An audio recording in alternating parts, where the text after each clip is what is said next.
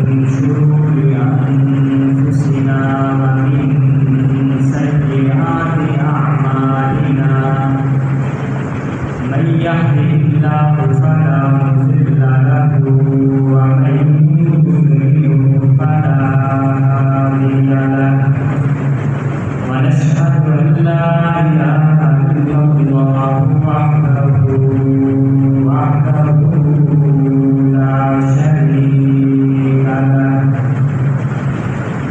لا شريك له ولا نظير له ولا مشرك له ولا معين له ونشهد أن سيدنا وسندنا وحبيبنا وشفيعنا ومحبوبنا محمدا عبده ورسوله أما بعد فأعوذ بالله من الشيطان الرجيم بسم الله الرحمن الرحيم عن أبي سعيد الخدري رضي الله تعالى عنه قال سمعت رسول الله صلى الله عليه وسلم يقول من رأى منكم منكرا فليغيره بيده فإن لم يستطع فبلسانه فإن لم يستطع فبقلبه وذلك أضعف الإيمان أو كما قال عليه الصلاة والسلام. حمد و صلاۃ کے بعد محترم سامعین بزرگ بھائیوں،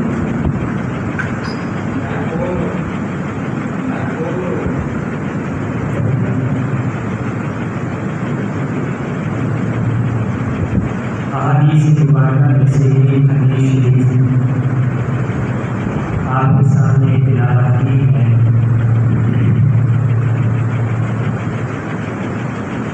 وہ سعید خدری رضی اللہ تعالیٰ عنہ صحابی رسول ہیں، وہ روایت کرتے ہیں کہ میں نے رسول اللہ صلی اللہ علیہ وسلم سے سنا، آپ فرما رہے تھے من رأى منکم منکرا فلیغیرہ بیدہ، کہ تم میں سے جو آدمی برائی کو دیکھے، کسی گناہ کو دیکھے، منکر کو دیکھے، تو اگر اس کو اللہ نے طاقت دی ہے، قدرت دی ہے، تو وہ اس برائی کو، اس گناہ کو اپنے ہاتھ سے روکے۔ فلیغیرہ بیدہ، حدیث میں الفاظ آتے ہیں کہ اس برائی کو تبدیل کر دے اپنے ہاتھ کے ذریعے سے، برائی کو اچھائی کے ساتھ بدل دے، گناہ کو نیکی کے ساتھ بدل دے، اگر اس کو اللہ نے طاقت دی ہے، قدرت دی ہے۔ اس سے یہ معلوم ہوا کہ صرف گناہ کو روکنا ہی نہیں، بلکہ حدیث کے لفظ سے یہ معلوم ہو رہا ہے کہ اس گناہ کو، اس برائی کو نیکی کے ساتھ بدلنا ہے۔ فَيُغَيِّرْ، تغییر سے یہ الفاظ ہیں، غیر سے الفاظ ہیں کہ اس برائی کو اچھائی کے ساتھ بدل دو، ہاتھ کے ساتھ، اگر اللہ نے تمہیں طاقت دی ہے۔ اور اگر ہاتھ کے ساتھ فَإِن لَّمْ يَسْتَطِعْ فَبِلِسَانِهِ، اگر ہاتھ کے ساتھ تم اس برائی کو نیکی کے ساتھ، اچھائی کے ساتھ نہیں بدل سکتے ہو، تو پھر زبان کے ساتھ اس برائی کو، اس گناہ کو اچھائی کے ساتھ، نیکی کے ساتھ بدلو۔ اور اگر زبان کے ساتھ بھی تم اس برائی کو بدلنے کی، روکنے کی طاقت نہیں رکھتے ہو، تو پھر آخر میں اللہ کے نبی نے فرمایا فَبِقَلْبِهِ، کہ پھر کم از کم جو بے ایمان کا کمزور درجہ ہے وہ یہ ہے کہ اپنے دل میں اس برائی کو برائی سمجھو، کہ یہ میں برائی جو دیکھ رہا ہوں یہ غلط کام ہے، لوگ جو یہ برائیاں جو کر رہے ہیں، گناہ کا کام جو کر رہے ہیں، یہ بالکل غلط کر رہے ہیں۔ کم از کم یہ ہے کہ ہمارے ماتھے پر شکن وہ پیدا ہو جائے، شکن بن جائے، بل بن جائے، یہ ہے کہ ہمارے دل میں ایک کڑن ہو کہ اگر اللہ نے مجھے طاقت دی تو اس برائی کو میں اچھائی کے ساتھ بدلوں گا، لیکن چونکہ ابھی میرے پاس طاقت نہیں، قدرت نہیں کہ میں اس کو اپنے ہاتھ کے ساتھ وہ بدل سکوں یا ہاتھ سے روک سکوں یا زبان کے ساتھ ان کو میں روک سکوں، تو پھر کم از کم میرے عزیزو یہ ہے کہ ہم دل میں اس کو برا سکیں اور ان کے لیے دعا بھی کریں۔ تو یہ 3 درجے اللہ کے نبی نے منکرات کو، برائیوں کو، گناہوں کو یہ بدلنے کے طریقے وہ ہمیں بتلائے۔ قرآن مجید میں آتا ہے، اللہ جل شانہ کا فرمان ہے، والعصر ان الانسان لفی خسر۔ اکثر یہ لوگوں کو یہ سورہ آتی ہے، سورہ عصر۔ اللہ جل شانہ کا فرمان ہے والعصر، کہ مجھے زمانے کی قسم، اللہ نے زمانے کی قسم اٹھائی، فرمایا ان الانسان لفی خسر، کہ بے شک سارے کے سارے انسان خسارے میں ہیں، نقصان میں ہیں، تباہی میں ہیں، ہلاکت میں ہیں، مگر وہ لوگ، وہ انسان جو یہ 4 کام کر لیں گے وہ اس خسارے سے، نقصان سے محفوظ ہو جائیں گے۔ پہلا کام کیا ہے؟ اِلَّا الَّذِينَ آمَنُوا، کہ ایمان لائیں، اللہ پر ایمان لائیں، اللہ کے رسول پر ایمان لائیں، توحید پر ایمان لایا جائے، رسالت پر ایمان لایا جائے، اور نبی کریم صلی اللہ علیہ وسلم کو اللہ کا آخری نبی سمجھا جائے، خاتم النبیین یہ ہمارا عقیدہ ہو۔ یہ رسالت پر ایمان لانے کا یہ حصہ ہے کہ نبی کریم صلی اللہ علیہ وسلم اللہ کے آخری نبی، قرآن مجید اللہ کی آخری کتاب، اور یہ امت بھی آخری امت ہے۔ گزشتہ جمعہ اس حوالے سے، ختم نبوت کے حوالے سے میں نے آپ کے سامنے وہ بیان کیا تھا۔ تو ایک چیز جو ہے، ایک کام جو ہے ہلاکت سے بچنے کا، ہلاکت سے محفوظ ہونے کا، وہ یہ ہے کہ اللہ پر ایمان لایا جائے، اِلَّا الَّذِينَ آمَنُوا، اللہ اور اللہ کے رسول پر ایمان لایا جائے۔ اور دوسرا کام، دوسری چیز، وَعَمِلُوا الصَّالِحَاتِ، کہ اللہ اور اللہ کے رسول پر ایمان لانے کے بعد اعمال صالحہ کیے جائیں، اچھے اعمال کیے جائیں۔ اگر ہم اچھے اعمال نہیں کریں گے، صرف ایمان لائیں گے اللہ اور اللہ کے رسول پر، لیکن ہمارے اعمال اچھے نہیں ہوں گے، تو پھر بھی ہم گھاٹے میں ہیں، نقصان میں ہیں، خسارے میں ہیں، کامیاب ہم نہیں ہیں۔ 2 کام۔ تیسرا کام، وَتَوَاصَوْا بِالْحَقِّ، کہ لوگوں کو حق بات کی وصیت کریں، لوگوں کو اچھے کاموں کی وصیت کریں، نصیحت کریں۔ اور چوتھا کام، وَتَوَاصَوْا بِالصَّبْرِ، کہ لوگوں کو بھی، خود بھی اپنے آپ کو گناہوں سے بچائیں، صبر کرنا، اپنے آپ کو بچانا، خود بھی گناہوں سے اپنے آپ کو بچائیں اور لوگوں کو بھی گناہوں سے بچائیں، ان کو صبر کی تلقین کریں۔ علماء کرام فرماتے کہ اس سے مراد یہ کہ خود بھی گناہوں سے بچنا اور لوگوں کو بھی گناہوں سے بچنے کی نصیحت کرنا۔ تو میرے عزیزو، یہ 4 کام اگر ہم کریں گے تو پھر تو ہم ہلاکت سے محفوظ رہیں گے، اور اگر ہم نے یہ 4 کام نہ کیے، اللہ پر ایمان اور اللہ کے رسول پر ایمان لائے، تو ویسے بنیادی ختم ہو گئے، اور اگر اللہ تعالیٰ کے رسول پر ایمان لائے، اعمال صالحہ نہ کیے تو پھر بھی ہلاکت، اور اگر اعمال صالحہ کیے لیکن وتواصوا بالحق، لوگوں کو حق بات کی تلقین نہ کی، تو پھر بھی ہم ہلاکت میں ہیں، خسارے میں ہیں۔ اور اگر یہ تینوں کام کر لیے لیکن لوگوں کو منکرات سے روکا نہ، وتواصوا بالصبر، لوگوں کو گناہوں سے نہ روکا، خود بھی نہ روکے، لوگوں کو بھی گناہوں سے نہ روکا، برائیوں سے نہ روکا، تو پھر بھی ہم ہلاک ہو جائیں گے۔ ایک واقعہ آتا ہے، اللہ کے نبی نے، بلکہ اللہ جل شانہ کا یہ حکم ہوا ایک قوم کے بارے میں کہ اس قوم کو تباہ کر دیا جائے، ہلاک کر دیا جائے۔ اس لیے کہ یہ قوم جو ہے یہ جو ایک وہ حد ہوتی ہے، ایک لمٹ ہوتی ہے، وہ کراس کر چکی ہے۔ گویا کہ وہ گناہوں پر گناہ کیے جا رہے ہیں، برائیوں پر برائیاں کیے جا رہے ہیں، انہوں نے حد پار کر دی۔ اس لیے حکم ہوا کہ اس قوم کو تباہ کر دیا جائے۔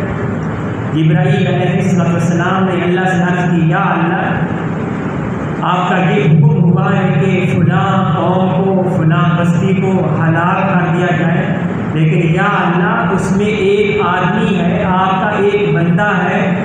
میں اس کو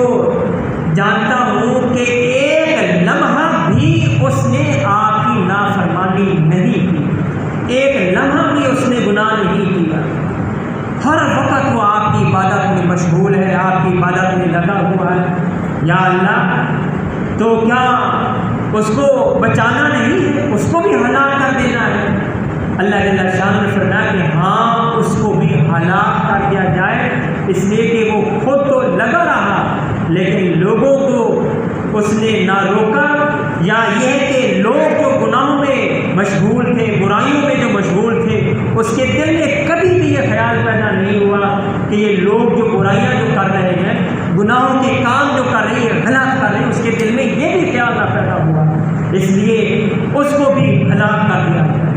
میرے عزیزوں، اس واقعہ سے یہ معلوم ہوا، اور آیت یہ سورۃ مبارکہ سے یہ معلوم ہوا کہ اور حدیث کو میں نے آپ کے سامنے پڑھی شروع میں کہ جب بھی ہم کوئی برائی دیکھیں تو اگر تو ہم ہاتھ سے روکنے کی طاقت رکھتے ہیں تو ہاتھ سے روکیں، اور اگر ہاتھ سے روکنے کی طاقت نہیں ہے، قدرت نہیں ہے، تو پھر زبان سے روکا جائے کہ بھائی یہ اچھا کام نہیں ہے، یہ برا کام ہے۔ اور اگر زبان سے بھی ہم نہیں روک سکتے تو پھر کم از کم خالی کل بھی ہمارے دل میں یہ ہو کہ یہ جو کام کر رہے ہیں، یہ برا کام کر رہے ہیں، جب بھی اللہ نے مجھے طاقت دی، قدرت دی، میں ان کو روکوں گا۔ تو میرے عزیزوں، اب وہ آدمی جو تھا اس بستی میں، اس قوم میں، وہ خود تو اچھے اعمال کرتا تھا، اللہ کی عبادت کرتا تھا، لیکن لوگوں کے بارے میں اس کے دل میں کبھی یہ خیال نہیں آیا کہ یہ برا کام کر رہے ہیں، غلط کام کر رہے ہیں، اس لیے پھر اس کو بھی ہلاک کرنے کا حکم دیا۔ تو اس لیے میرے عزیزوں، ایک تو یہ کہ ہم نے خود بھی بچنا ہے اور لوگوں کو بھی بچانا ہے، لیکن یہ بات ذہن میں رکھیں کہ زبان سے پہلا جو منکرات کو روکنے کا حکم دیا گیا وہ یہ ہے کہ ہاتھ سے روکا جائے، لیکن شرط یہ ہے کہ اگر تمہارے اندر طاقت ہو، قدرت، اگر طاقت اور قدرت نہیں ہے تو پھر زبان کے ساتھ ان کو روکا جائے۔ اب اسی پر میں وہ وضاحت تفصیل کرتا ہوں۔ ہمارے معاشرے میں، خاندانوں میں، برادری میں، رشتہ داروں میں بعض ایسے بھی لوگ ہوتے ہیں کہ ان کو اللہ نے ہر اعتبار سے طاقت دی ہوتی ہے۔ اپنے رشتہ داروں میں، خاندان میں، اپنے قبیلے کنبے میں اگر وہ کوئی برائی دیکھے تو وہ ہاتھ سے روکنے کی طاقت رکھتے ہیں۔ ایسے لوگ ہوتے ہیں، ہر ایک کو معلوم ہے خاندان میں۔ لیکن اگر یہ طاقت کے ہونے کے باوجود اپنے خاندان کو، اپنے رشتہ داروں کو گناہوں سے، برے کاموں سے نہیں روکے گا تو پھر حدیث کے حوالے سے یہ خود بھی اس گناہ میں شریک، یہ خود بھی اس گناہ کا مرتکب ہوگا جو گناہ اس کے رشتہ دار، اس کے خاندان والے کر رہے ہیں۔ اس لیے کہ اس کو اللہ نے طاقت دی تھی، اس کو اللہ نے روکنے کی قدرت عطا فرمائی تھی۔ مثال کے طور پر ہمارے معاشرے میں شادیاں ہوتی ہیں، اب شادی حال جو ہوتے ہیں اس میں کیا کیا ہوتا ہے وہ ہم سب کو معلوم ہے۔ بسا اوقات مخلوط نظام ہوتا ہے، مرد اور عورتیں ان کا نظام جو ہوتا ہے وہ مخلوط ہوتا ہے، اکٹھا ہوتا ہے، تو وہاں پر بے پردگی ہوتی ہے جو کہ شریعت کے، قرآن و سنت کے بالکل خلاف ہے۔ اس لیے کہ قرآن مجید میں آتا ہے کل للمؤمنین یغضوا من ابصارہم، کہ اے میرے نبی مومنین سے یہ فرما دیجئے کہ اپنی نگاہوں کو نیچے رکھیں، اپنی نظروں کو جھکا کر رکھیں۔ اور اسی طریقے سے عورتوں کے بارے میں بھی حکم دیا گیا قرآن مجید میں قل للمؤمنات یغضضن من ابصارہن، کہ اے میرے نبی عورتوں کو بھی، مومن عورتوں کو بھی یہ فرما دیجئے کہ اپنی نگاہوں کو جھکا کر رکھیں، کہ ان عورتوں کی نگاہیں غیر مرد پر نہ ہو۔ لیکن جب مخلوط نظام ہوگا شادی حال میں یا اور تقریبات میں، پھر ظاہر سی بات ہے کہ وہاں پر یہ وہ بچنا بالکل ناممکن ہے۔ اب ایک آدمی کو، خاندان کے سربراہ کو اللہ نے طاقت دی کہ اس مخلوط نظام سے روکے، اور وہ روک سکتا ہے، لیکن نہیں روک رہا کہ کیا بھتیجے کی شادی ہے، فلاں کی شادی ہے، وہ ناراض ہو جائے گا، یہ ہوگا، تو یہ اچھی بات نہیں۔ اگر آدمی ناراض ہو گیا، اس کا کسی آدمی کا دل ٹوٹ گیا تو یہ اچھی بات نہیں۔ میرے عزیزوں، یہ بات ذہن میں رکھی کہ یہ اس طرح کہنا طاقت کے ہوتے ہوئے، طاقت کے یہ شخص طاقت کے ہوتے ہوئے اگر وہ نہیں روکے گا، اس بات سے ڈرتے ہوئے کہ لوگ یا میرے رشتے دار ناراض ہو جائیں گے، ان کا دل دکھے گا، تو یہ شیطان کا دھوکہ ہے۔ جس طرح وہ لوگ گناہ کا کام کر رہے ہیں، اسی طریقے سے یہ آدمی بھی گناہ کا مرتکب ہے۔ اس لیے اگر اللہ نے طاقت دی ہے تو میرے عزیزوں اس نظام، مخلوط نظام سے روکو۔ الگ الگ نظام ہو، مردوں کا الگ نظام ہو، عورتوں کا الگ نظام ہو، تو ایک تو یہ طریقہ ہے کہ ہاتھ سے اگر روکنے کی طاقت دی ہے تو ہاتھ سے روکا جائے، اور اگر ہاتھ سے نہیں روک سکتے تو پھر دوسرا جو طریقہ ہے منکرات کو روکنے کا، حدیث شریف میں اللہ کے نبی نے جو فرمایا وہ یہ ہے کہ اپنی فابی لسانی، اپنی زبان کے ساتھ ان کو روکا جائے۔ لیکن میرے عزیزوں ایک بات یہ بھی ذہن میں رکھنا کہ زبان سے روکنا یہ حق بات کے ساتھ ہو، حق طریقے سے، کسی کی دل آزاری نہ ہو۔ اگر کسی کی دل آزاری نہ ہو، حق طریقے سے زبان کے ساتھ روکا جائے، اس کے باوجود بھی اگر کسی آدمی کا دل دکھتا ہے تو پھر اس کی پرواہ نہیں کرے، پھر اس کا اگر دل دکھتا ہے تو دل دکھتا ہے۔ ہاں شرط وہی ہے کہ زبان سے جب ہم نے کسی کو روکنا ہے تو وہ یہ ہے کہ نرمی کے ساتھ، اچھے انداز کے ساتھ، رسوا کرنا مقصود نہ ہو، ذلیل کرنا مقصود نہ ہو، یہ شرط ہے۔ قرآن مجید میں حضرت موسیٰ علیہ السلام اور ہارون علیہ السلام دونوں کو حکم دیا جا رہا ہے، جاؤ اذهبا، دونوں کو حکم دیا جا رہا ہے قولا لہو قولا لینا، کہ تم دونوں فرعون کے پاس جاؤ،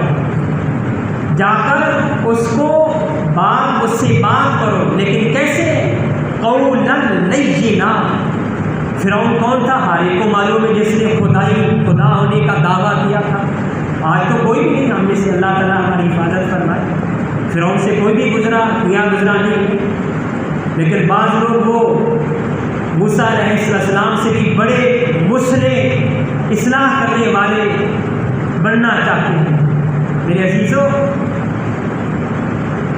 موسیٰ علیہ السلام کو اللہ جل شانہ فرما رہے ہیں فرعون کے پاس جاؤ لیکن نرمی سے بات کرنا، حالانکہ اللہ جل شانہ کو بھی معلوم ہے کہ وہ بدبخت ایمان نہیں لائے، لیکن اس کے باوجود تبلیغ کا طریقہ جو اللہ جل شانہ سکھا رہے ہیں، بتلا رہے ہیں،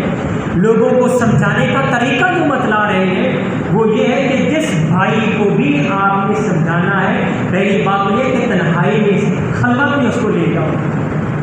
لوگوں کے سامنے بھی اس کو نہ سمجھاؤ، کہیں ایسا نہ ہو کہ اس کو برا محسوس ہونے لگے۔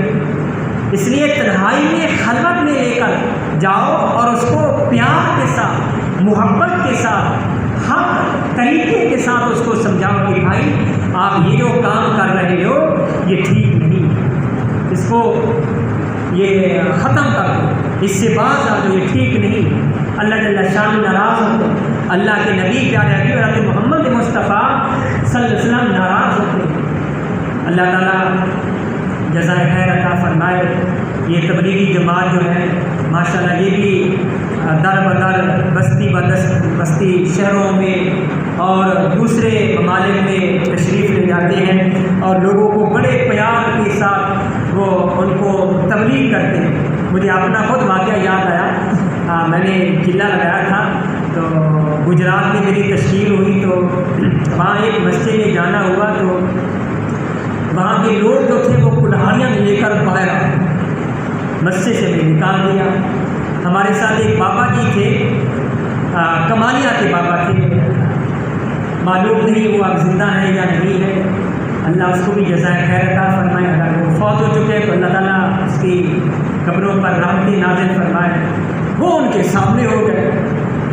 کہ ہم مسجد سے نہیں نکلے۔ ہمارے امیر صاحب اور ہم بھی ان کو سمجھا رہے تھے کہ بابا جی ہمارا یہ طریقہ نہیں ہے، ہمارا طریقہ تو پیار کے ساتھ محبت کے ساتھ لوگوں کو دین کی بات پہنچانا ہے، آگے مانے نہ مانے وہ ان کا کام۔ انبیاء رسول جو آتے تھے ان کے ذمے بھی یہی تبلیغ تھی، وما علینا الا البلاغ، ہمارے ذمے پہنچانا ہے۔ ہدایت وہ اللہ جل شانہ کے ہاتھ میں، ہدایت پر لے آنا وہ اللہ کا کام ہے، اللہ کے ذمے ہے کہ اللہ جل شانہ ہو اس کو ہدایت دے، ہدایت نہ دے۔ حضرت نوح علیہ السلام 950 سال تبلیغ کرتے رہے، لیکن صرف 19 آدمی انہوں نے وہ کلمہ پڑھا اور حضرت نوح علیہ السلام کے ایمان کو مانا، باقی کسی نے بھی نہیں مانا۔ 950 سال نبی تبلیغ کر رہے ہیں۔ تو میرے عزیزوں ہمیں بھی یہی حکم ہے کہ اگر کوئی برائی دیکھو تو زبان سے اگر تم روک سکتے ہو تو وہ بھی پیار کے ساتھ، رسوا نہ کرنا مقصد، کسی کو ذلیل کرنا مقصد نہ ہو، کیونکہ وہ آدمی جو برائی میں مبتلا ہے، گناہ میں وہ مبتلا ہے، وہ آدمی بیمار ہے۔ مجھے اس پر ایک واقعہ یاد آیا،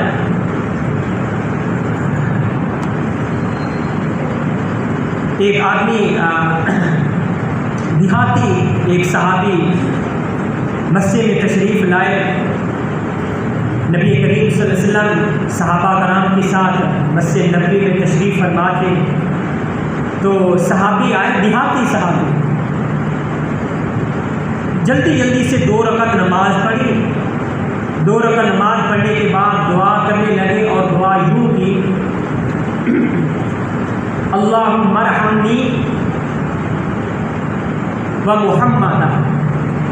ولا ترحمنا معنا احدا، اے اللہ میرے اوپر بھی رحمت فرما اور محمد صلی اللہ علیہ وسلم پر بھی رحمت فرما، اور اس رحمت کے ساتھ ہمارے ساتھ، ہم دونوں کے ساتھ اور کسی ایک کو بھی شریک نہ فرما، اور کسی ایک پر بھی رحمت نہ فرما۔ پیارے حضرت محمد مصطفیٰ صلی اللہ علیہ وسلم سن رہے تھے، دعا سے جب وہ فارغ ہوا تو آپ نے ان کو فرمایا، آپ نے اسے فرمایا کہ ارے بھائی دعا یوں نہیں کیا کرتے، آپ نے تو اللہ کی رحمت کو تنگ کر دیا، محدود کر دیا، ہر ایک کے لیے رحمت کی دعا کرتے کہ یا اللہ میرے اوپر بھی اپنی رحمت فرما اور ہمارے نبی پر بھی اور باقی سارے مسلمانوں پر رحمت نازل فرما۔ ہر ایک کے لیے دعا کرتے ہیں، رحمت کو، اللہ کی رحمت کو تنگ نہیں کرتے، اللہ کی رحمت تو بے انتہا ہے۔ رحمتی وسعت کل شیء، رحمتی وسعت علی غضبی، اللہ کی رحمت ہر شے پر وسیع ہے، اللہ کی رحمت اللہ کے غصے پر وسیع ہے،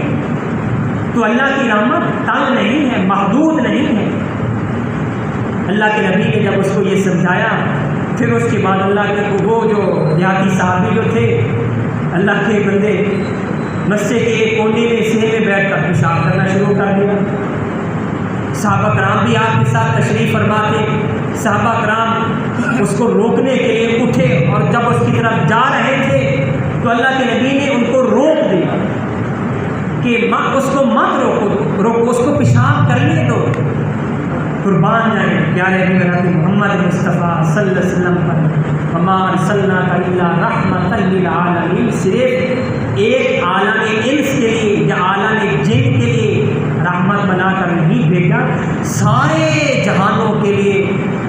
پیارے حضرت محمد مصطفیٰ صلی اللہ علیہ وسلم کو رحمت بنا کر بھیجا۔ اور ایک بات یہ بھی ذہن رکھیں، ابھی میرے ذہن میں یہ بات آئی کہ یہ آیات کریمہ یہ ختم نبوت کی بہت بڑی دلیل ہے